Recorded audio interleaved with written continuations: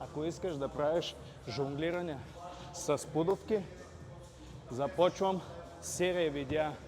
Ще бъде 5 серии за основни жонглиране на пудовки. Днеска ще разберем първо основно за жонглиране и завъртане точно с палеца. Какво по принцип трябва да научите? Ако може да правите свинг и свинг до една линия с ramена, сега ще демонстрирам начин може да правите жонглиране. Първо, трябва да знаете и да научите как да правите свинга.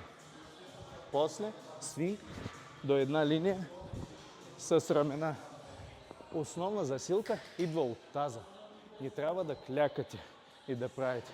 Основно работи таза и цяла задна верига, задно бедро, седалище. Как научили свинга до една линия с ramена, трябва да почнем две основни неща. Трябва да знаете. Свинг по една ръка с пляскане и на друга ръка също.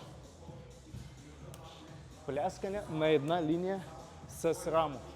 Второ, какво трябва да знаете? Това първо завъртане е едно от основни. Палец. Слагаме пудовка на пода и правим такова завъртане. Просто да свикнете как трябва да завъртате отгоре. И после обединяваме тези две.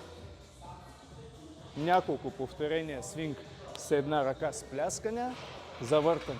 Няколко повторения свинг с една ръка пляскане и завъртане. Практикувайте. Ако ви помогнало, сложите лайк, комент и другия път ще обяснявам в други серии, други завъртания.